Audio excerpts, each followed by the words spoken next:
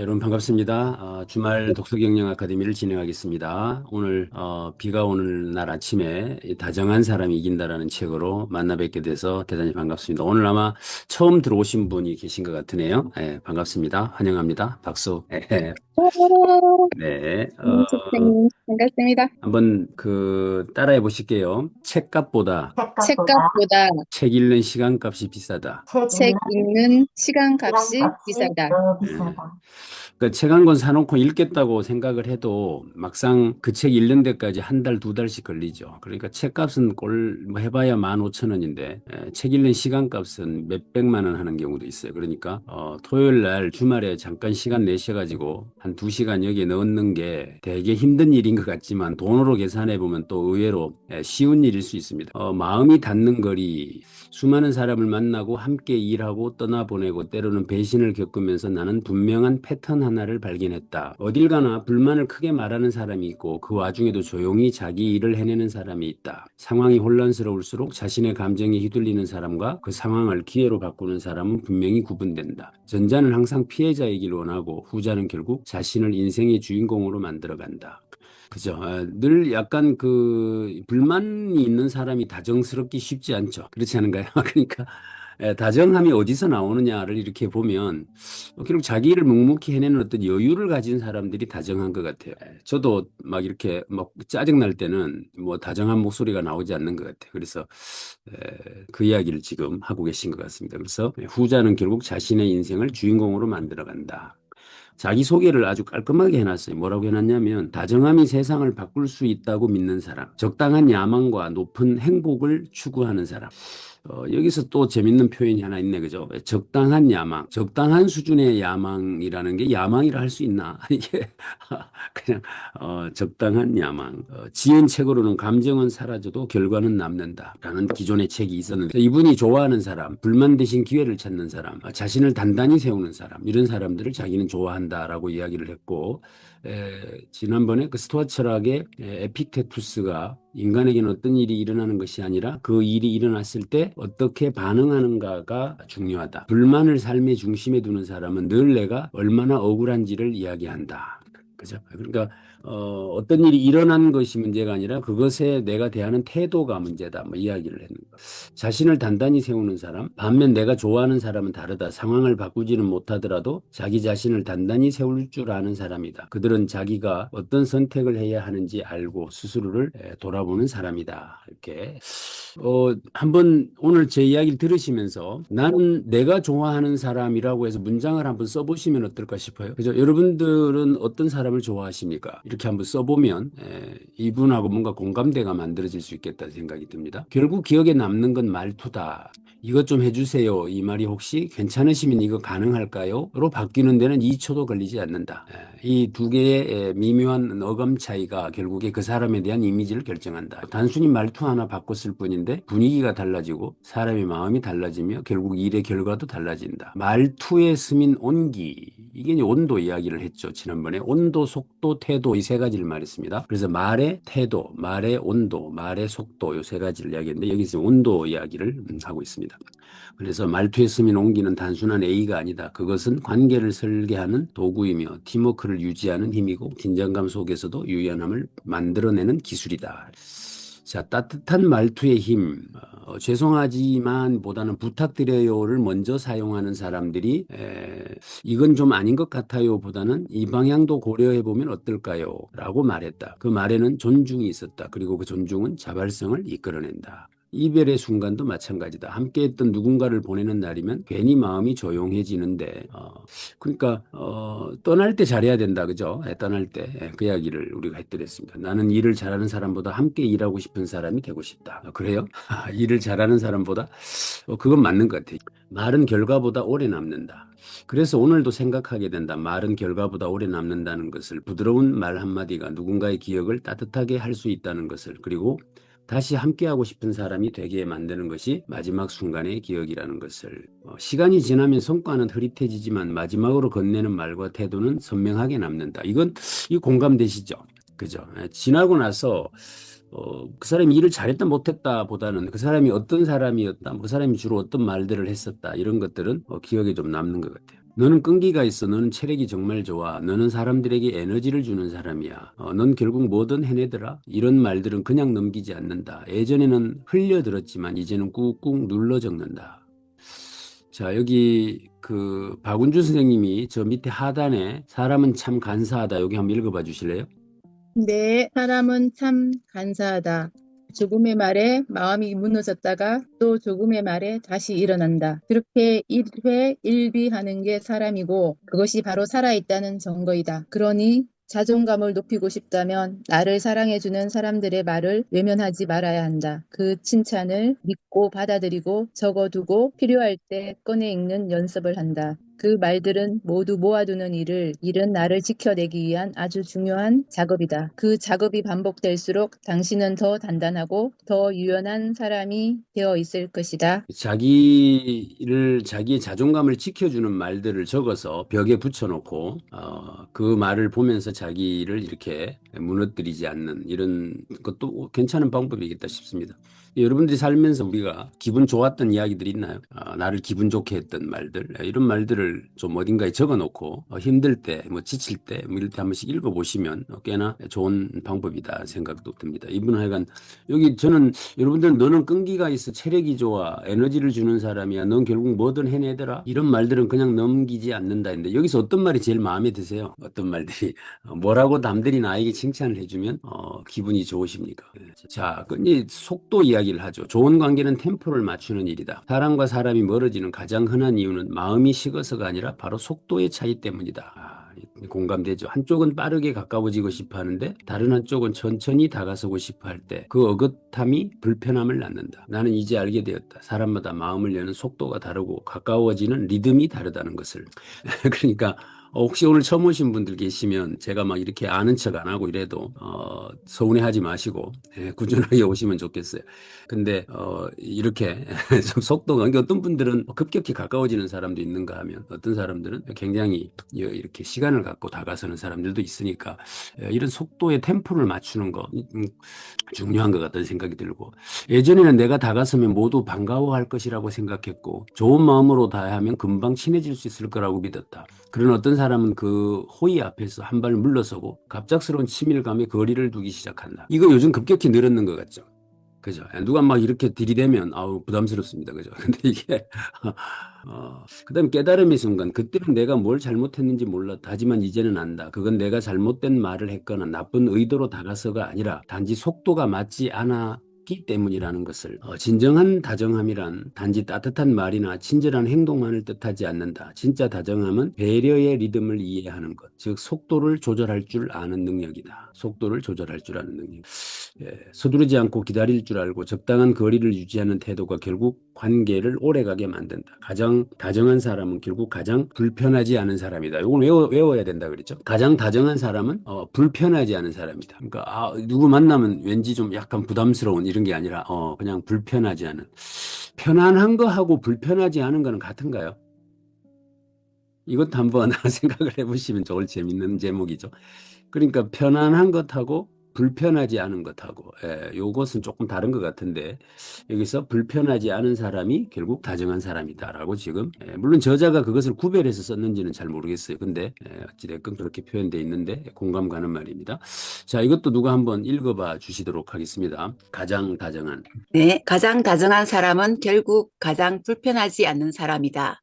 이 말은 곧 배려가 습관화된 사람이며 동시에 속도를 읽고 맞출 줄 아는 사람이라는 뜻이다. 다정한 말 한마디는 관계의 시작이 될 수 있지만 그것이 오래 이어지려면 결국 속도를 읽는 감각이 필요하다. 오늘도 나는 조급함을 내려놓고 상대의 걸음에 발을 맞추려 노력한다. 그게 결국 사람 사이의 온도를 맞춰가는 일 아닐까. 그렇게 누군가의 마음을 따뜻하게 해주고 우리의 관계를 더 깊게 만들어 가길 바란다. 네. 왜 우리는 자꾸 빨리 다가서려고 할까요? 아니면 어쩌면 굉장히 거리를 띄우거나 이런 것들이 그 어떤 의도나 목적 같은 것들이 있을 수 있고 그것 때문에 이제 조급해지니까 그렇다고 보면 오늘도 나는 조급함을 내려놓고 상대의 걸음에 발을 맞추려 노력한다. 그게 결국 사람 사이의 온도를 맞춰가는 일 아닐까라고 하고 있습니다. 나는 오래전부터 말에는 체온이 있다고 믿어왔다. 같은 말이라도 마음에 담기면 다르게 들리고 말투 하나에 누군가는 상처받고 또 다른 누군가는 위로받는다. 단절의 말, 그건 아닌 것 같아요. 이 말은 사실관계를 정확하게 짚는 말일 수 있다. 틀리지 않다. 하지만 때로는 이 한마디가 사람의 마음을 단단히 닫아버린다. 그건 아니고 이게 우리 대구의 특유의 그죠? 굉장히 임팩트 있는 어떤 대화도 과감하게 딱 마무리 지을 수 있는 기가 막힌 말이기는 한데 그것 때문에 상처받는 사람도 꽤나 많은 것 같다는 생각이 듭니다. 연결의 말을 써라. 그럴 수도 있겠네요. 근데 이 방법은 어떨까요? 의견은 같지만 전달 방식은 전혀 다르다. 앞에 말이 단절이라면 뒤에 말은 연결이다. 어쨌든 그럴 수도 있겠네요. 이 말이 참 편안하고 다정한 말인 것 같다는 생각은 듭니다. 말투는 감정을 담는 그릇이다. 말이 차가우면 마음도 차갑게 전달되고, 말이 따뜻하면 그 온기가 고스란히 상대방의 마음을 적신다. 나는 그것을 숱한 경험 속에서 배웠다. 누군가 날카로운 피드백을 줄 때 말투 하나만 달랐어도 그 말을 더 받아들이고 싶어졌던 순간들이 있었고, 반대로 말은 옳았지만 뭐 내 이 말은 안 하려고 그랬는데 그래도 내가 늘 아끼는 마음에 한마디 할게 뭐 전부 이런 거잖아요. 그래가지고 앞에다가 그런 말에서 한마디 딱 쓴소리 하면 뭐 충고랍시고 하는데 이제 그것이 말은 맞는 말인데 결국 마음을 닫아지게 하는 일들이 곧잘 벌어지는 것 같죠. 그래서 말투는 감정을 담는 그릇이다. 지난번에 말씀, 말씨, 말투 이야기도 해드렸는데 여기서는 이제 정통적인 말투라는 개념을 썼고 다른 사람들은 이제 뭐 투쟁하다 할 때 그 말투의 개념을 쓰기도 하는데 아무튼 말투는 감정을 담는 그릇이다. 생각을 담는 그릇은 뭡니까 그럼? 말이죠. 그러니까 자 말의 온도. 자, 무조건 공감하라는 이야기가 아니다. 단지 표현할 때 조금 더 부드럽게 한 번 더 생각해서 말하는 습관, 그 작은 습관이 관계를 바꾸고 나를 기억에 남게 만든다. 말은 관계를 만들고 말투는 사람을 남긴다. 그리고 대화의 온도는 오랫동안 사람의 마음에 남는다. 오늘도 나는 내 말에 체온을 담아본다. 차가운 세상 속에서 따뜻한 사람이 되기 위해서다. 그렇게 전해진 마음이 누군가에게 작은 위로가 되고 또 그 위로가 세상을 조금 더 따뜻하게 만들기를 바란다. 여러분들의 세상이 따뜻했으면 좋겠습니까? 뜨거우면 좋겠습니까?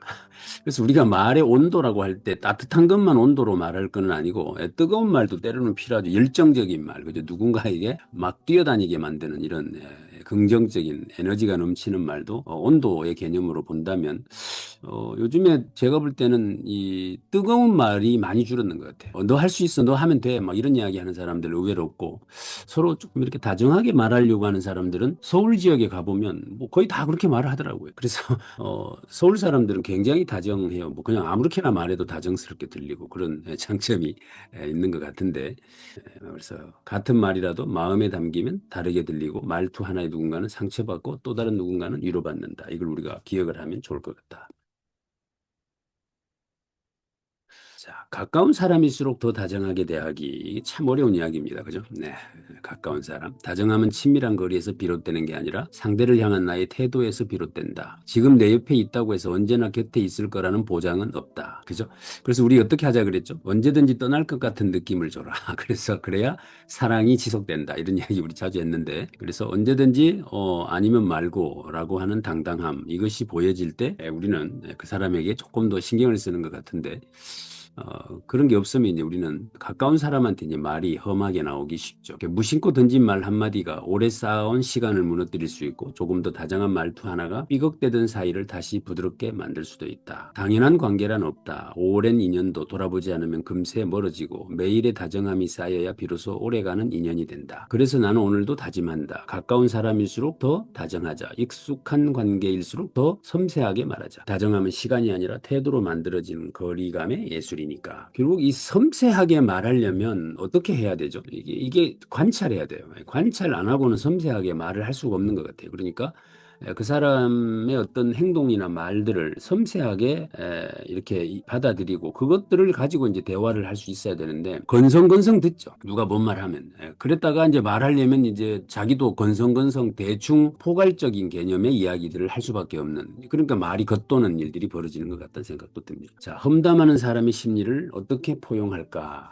요거 그거 좀 재밌을 것 같지 않아요? 험담하는 사람의 심리를 어떻게 포용할까? 심리학적으로 보면 타인에 대한 험담은 자신의 취약함을 보호하려는 방어 기제인 경우가 많다. 자신의 불안을 타인에게 투사하는 것이 일반적인 사례이며 극단적인 경우에는 타인을 깎아내림으로써 자신의 열등감을 해소하려는 시도로 까지 이어질 수 있다. 이러한 험담은 결국 그 사람의 내면에서 풀리지 않는 불안을 내포하고 있다. JTBC 이혼 숙녀 캠프의 이호선 선생님이 생각난다. 선생님은 사람을 치유하는 세 단계를 보여주셨다. 첫 번째는 편이 되어주는 것, 두 번째는 편을 만들어주는 것, 세 번째는 홀로 설 수 있게 하는 것이다. 본인이 없어도 해결책을 옆에 붙여주는 것, 그것이 바로 서로의 진정한 파트너가 되어주는 방법이라고 하셨다. 이건 뭐, 이 사실 굉장히 심리학적으로는 굉장히 깊이 있는 이야기죠. 우리가, 가시돋친 말을 하는 사람은 그 안에 뭔가 연약함을 숨기고 있기 때문이다. 그러니까 그것을 들키지 않으려고 까칠하게 하거나 오히려 강하게 하는 경향이 나타난다. 뭐 이렇게 이야기하면 이 논리를 가지고 상대방을 보면 되게 여유로워지죠. 그럼 예를 들면 텔레비전에 나와가지고 누가 자기 잘났다고 막 이야기를 하면 아, 저 사람이 뭔가 숨길 게 많은 모양이구나. 이런 생각이 들죠. 그러면 한결 여유로워집니다. 그래서 말이 거칠다 또는 뭐 이런 것들은 다 그 안에 뭔가 숨겨야 할 열등감 같은 게 있다라고 보면 꽃이 가시를 달고 있다는 말은 무슨 말이에요? 이 어린 왕자에 나오는 이야기이기도 하지만 그죠?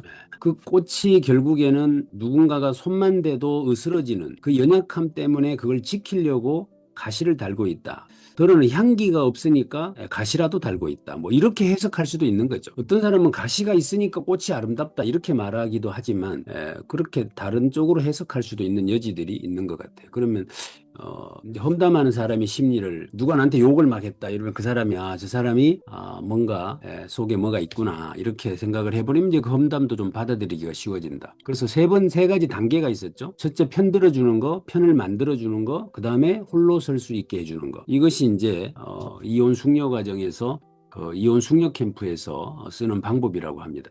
그래서 일단 첫 번째는 편 들어주는 거, 편을 만들어주는 거, 이걸 저도 잠깐 생각을 해봤는데 여러분들 편을 만들어준다는 게 뭐 어떻게 하는 거예요? 뭐 관계를 만들어주는 거라고는 돼 있는데 저기 보면 관계를 개선할 수 있는 방법을 모색해야 된다. 대화를 통해 그들의 마음을 열고 긍정적 방향으로 나아갈 수 있도록 도와준다. 아무튼 이 세 가지 방법을 한번 좀 구체화시켜 보면 나름 괜찮은 프로그램이 나올 수도 있겠다는 생각은 듭니다. 자, 진정한 포용의 시작. 어쩌면 그들의 불안함에 손을 내밀어 주는 것이 진정한 포용의 시작일는지도 모른다. 타인에 대한 험담은 자기 기재인. 요건 메모해놨다가 넘버링을 한번 해보시면 재밌습니다. 내 주변에 혹시 이런 사람이 있으면 정리해라 이 말입니다. 정리해라. 첫째, 자기중심적 대화하는 사람. 이야기를 하면 혼자 자기 이야기만 계속하는 사람. 두 번째, 명함 도용하는 사람. 남의 명함을 혹사 자기 명함인 것처럼 이야기하는 사람. 이런 사람들 정리해라. 그다음에 에너지 소모. 그 사람만 만나고 오면 에너지가 빠지는 사람이 있어요. 뭐 힘들까. 방전된 듯한 느낌이 드는 사람. 이런 사람 정리해라 이러는데 저게 명함 도용 말입니다. 명함 도용. 저게 어떨 때 만나보면 전부 자기 이야기가 아니고 내가 아는 사람 이야기를 자꾸 해요. 내가 아는 사람 누가 뭐 어떻고 저떻고 뭐 내가 그 사람 아는데 어쩌고 저쩌고 뭐 처음 이런 이야기만 이제 계속 늘어놓는 사람들이 있습니다. 그래서 남의 타이틀이나 남의 포장지를 가져다가 흡사 자기 것인 양 이야기하는 거 이것도 옳지는 않다 이제 이렇게 이야기를 하는데 요즘에 젊은 세대들이 이걸 아주 싫어한답니다. 그러니까 이 명함도용 이 문제가 그래서 하여간 이 세 사람은 정리하는 게 좋겠다 이렇게 이분은 소개를 하고 있습니다. 다정한 시선은 언제나 시기 질투를 이긴다. 비교는 마치 안개 속을 걷는 일과도 같다. 갈 길이 어딘지 끝이 있는지조차 분간되지 않는 그 속에서 우리는 자꾸만 방향을 잃는다. 누군가의 속도를 보면 조급해지고 누군가의 빛을 보면 내 그림자를 탓하게 된다. 하지만 그 길의 끝에는 언제나 허무함이 기다리고 있을 뿐이다. 여기 굉장히 매력적인 문장이 나옵니다. 누군가의 빛을 보면 내 그림자를 탓하게 되고 누군가의 속도를 보면 조급해지고 어떻습니까? 그죠?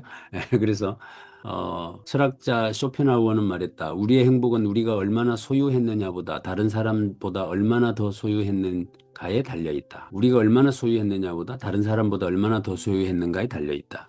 그러니까 이런 식으로 행복을 추구하니까 행복이 있을 수가 없다. 뭐 이런 이야기를 지금 쇼펜하우는 하고 있는 것 같습니다. 그래서 여기 핵심 단어가 뭐죠? 다른 사람의 속도, 다른 사람의 빛. 잘난 사람 보면 내가 초라해지니까 그림자가 보이고, 빨리 가는 사람을 보면 막 조급해지고, 이제 이 문제가 있는 것이죠. 그래서 다정한 사람은 언제나 시기 질투를 이긴다. 이렇게 보고 있습니다. 비교는 종종 비판의 얼굴을 하고 나타난다. 우리는 타인을 보며 무의식적으로 판단하고 그 판단은 관계의 거리감을 만든다. 카네기는 말했다. 비판은 누구도 원하지 않는 것이며 비판을 받는 사람은 방어적으로 변한다. 이 말은 결국 우리가 서로를 좀 더 부드럽고 다정하게 바라봐야 한다는 뜻이 아닐까. 그러니까 충고와 비판의 차이가 뭐라 그랬죠? 이거 책에 아주 곧잘 나왔던 이야기들이죠. 충고와 비판. 우리는 사실 비판을 충고라는 이름으로 하죠.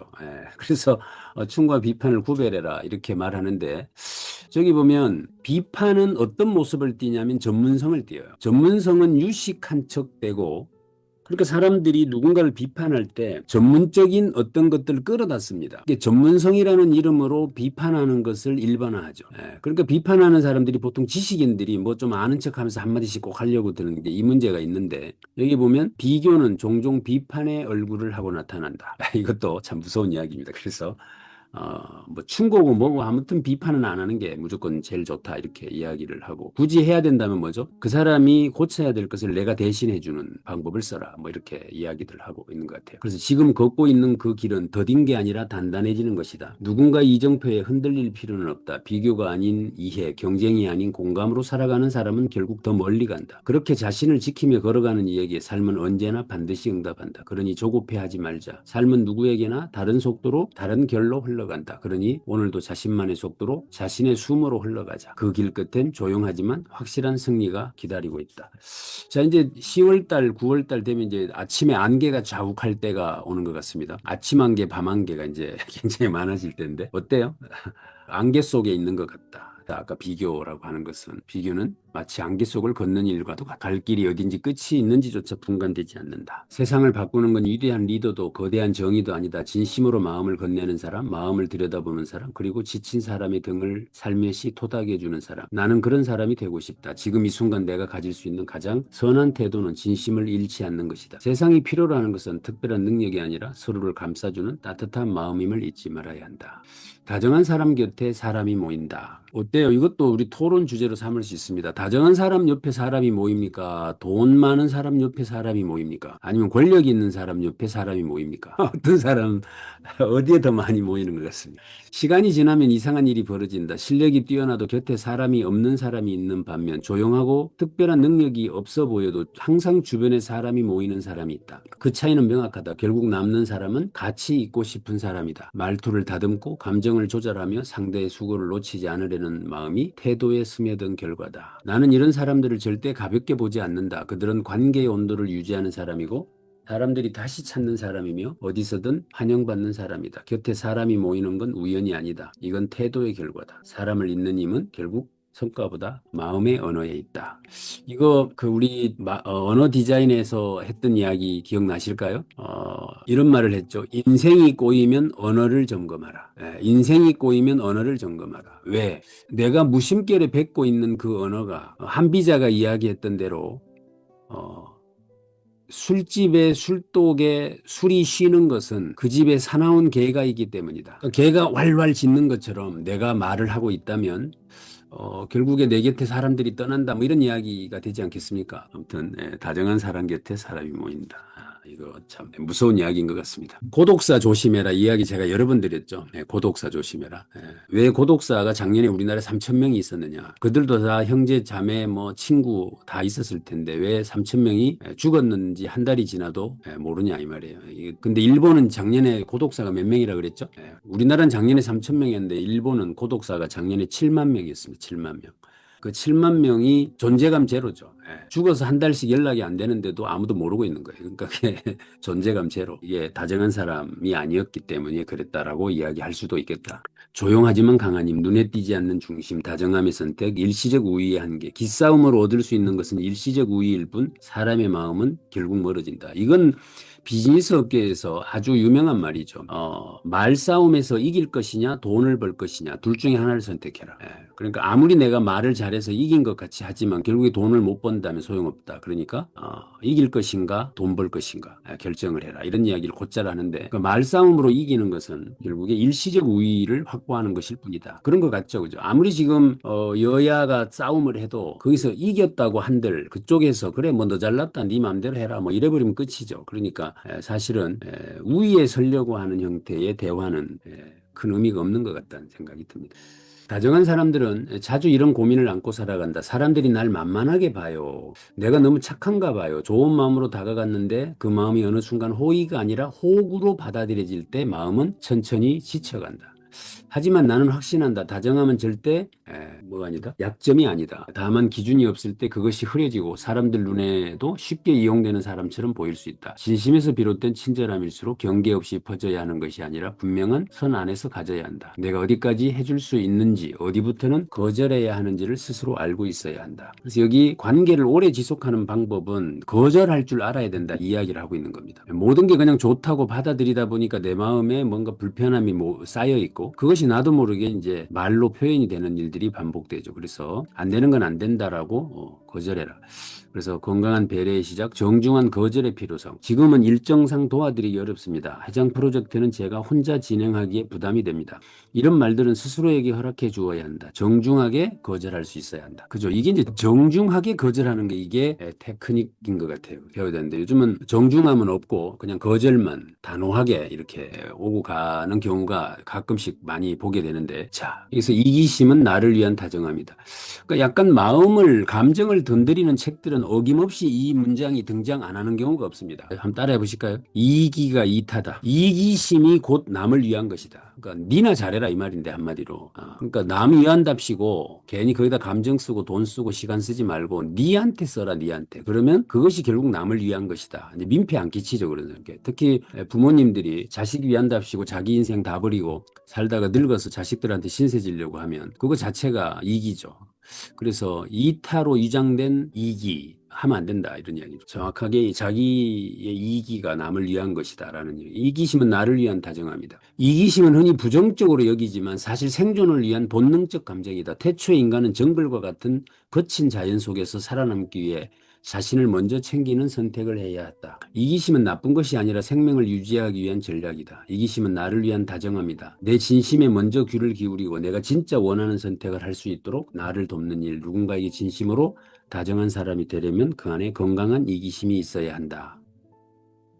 누구보다 나를 위로하고 싶을 때 사용하는 방법이 있다. 바로 사람을 사랑하는 것이다. 나를 위로하고 싶을 때 사람을 사랑하면 된다고 하는데 굉장히 어려운 경지에 도달해 있는 것 같아요. 사람을 사랑하는 법은 생각보다 어렵지 않다. 그 방법은 의외로 단순하다. 마음을 선명하게 들여다보는 것. 그렇게만 해도 우리는 겉으로 드러난 모습만으로 사람을 판단하지 않게 된다. 누군가를 좋아하고 넘어서 사랑하게 되면 내 안에 엔돌핀이 생긴다.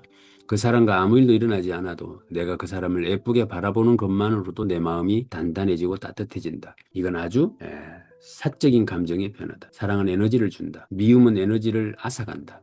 반면 질투와 원망의 감정은 항상 갈 끝이 타인이 아닌 나를 향하게 만든다. 좋은 기운마저 무너뜨리고 감정의 소용돌이 뒤에 스스로를 내던지게 된다. 사람 인자는 서로 기대어 있는 모양이다. 결국 사랑은 서로를 지지하는 것에서 시작된다. 내가 나를 아끼고 상대방의 관계를 여기는 것, 소중히 여기는 것. 그것이 사랑을 지탱하는 다정함이다.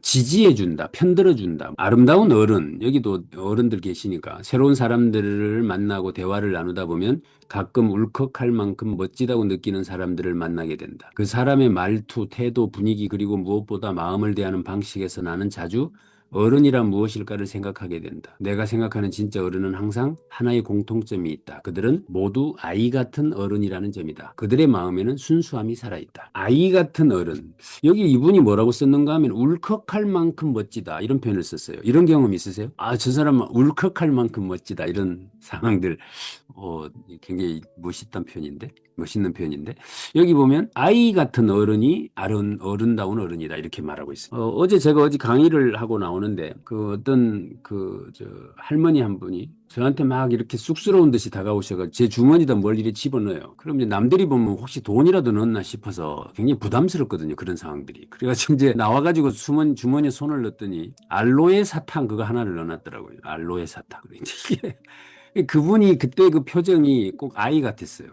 아이 같았어요. 그래서 그런 분들이 어쩌면 진짜 어른이다, 아름다운 어른이다라고 지금 이야기를 하시는 거 아닌가 생각이 듭니다. 순수한 시선, 진짜 어른의 모습, 그다음에 감동의 순간. 자, 어른이 된다는 것. 이건 지난번에 최진석 교수님도 어른이 뭐냐, 어른이 뭐라 그랬죠? 그때 최진석 교수님의 어른은 세상의 이치를 아는 사람, 세상의 이치를 아는 사람이 어른이다 이렇게 말했어요. 그럼 세상의 이치가 뭡니까? 거기에는 봄이 오면 여름이 오는 줄 알고 여름이 오면 다시 가을이 올 것을 알고 가을이 오면 얼마 안 있어 겨울이 올 것을 아는 이런 이치를 아는 사람이 어른이라고 해요. 그러니까 누가 만약에 꽃이 피어서 잘난 척하면 곧 뜨거운 태양 밑에서 땀 흘릴 날이 곧 다가오고 있음을 알아야 하고 지금 가을이 되었잖아요. 가을이 되었으면 그 하늘과 결실을 마음껏 누리면서도 겨울의 그 혹한의 추위를 대비할 줄 아는 사람. 그 추위가 왔다 해도 얼마 지나지 않아서 다시 꽃이 피는 봄이 올 것을 알고 좌절하지 않는 사람. 이런 사람들이 어른이라는 거죠. 이제 최진석 교수 말로는. 근데 지금 이분은 세상을 배운 사람, 웃음을 잃지 않는 사람, 균형 잡힌 시선. 결국 같은 이야기를 조금 표현만 다르게 하고 있구나라는 생각을 해보게 합니다. 그래서 어른이 된다는 것. 그럼에도 불구하고 사랑을 쫓는 이유 왜일까? 우리는 그렇게 해서 사랑을 쫓고 또 쫓는 것일까? 이해받고 싶은 마음, 이해하고 싶은 마음, 기억되고 싶은 마음. 그러니까 사랑을 왜 이렇게 우리는 쫓아다닐까? 이것도 누군가가 말을 해보라고 하면 할 말이 없죠. 근데 이 사람은 이걸 세 개로 구체화시켜놨죠. 그러니까 이게 이제 깊이가 있는 건데 일단은 왜 우리는 그렇게 사랑을 쫓느냐? 이해받고 싶은 거죠. 또 이해하고 싶은 거죠, 저 사람을. 그리고 기억되고 싶고 이 세 가지 이유 때문에 우리는 사랑을 쫓는다 이렇게 이야기를 합니다.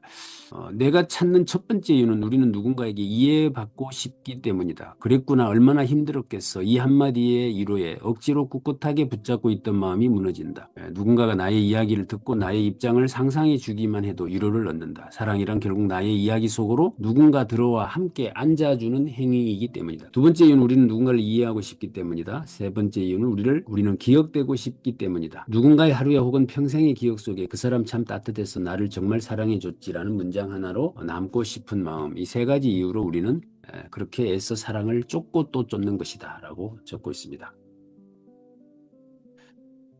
자, 결국 우리는 다 돼갑니다. 이제 얼마 안 남았습니다. 결국 우리는 잘 살고 싶어 한다. 사랑은 우리 삶의 이유이자 생의 깊이를 만들어주는 요소다. 진심으로 사랑했고 사랑받았던 기억이 있는 사람은 이미 그 인생에 한 번의 깊은 승리를 경험한 사람이다. 와, 진심으로 사랑했고 사랑받았던 기억이 있는 사람은 이미 그 인생에 한 번의 깊은 승리를 경험한 사람이다. 그러니까 승리를 경험해 본 사람의 특징이 뭐죠? 얼굴 전체에 만면에 미소가 가득하고 자신감이 넘치죠. 그러니까 이게 이제 사랑을 받고 있거나 사랑을 하고 있는 사람들의 얼굴을 보면 화장을 안 해도 얼굴이 굉장히 그래서 진심으로 사랑했고 사랑받았던 기억 이걸 그러므로 우리는 계속해서 사랑을 쫓아야 한다. 그 길이 결국 진짜 삶의 이유가 되어줄 테니까 사랑의 가치 깊은 승리 포기하지 않는다.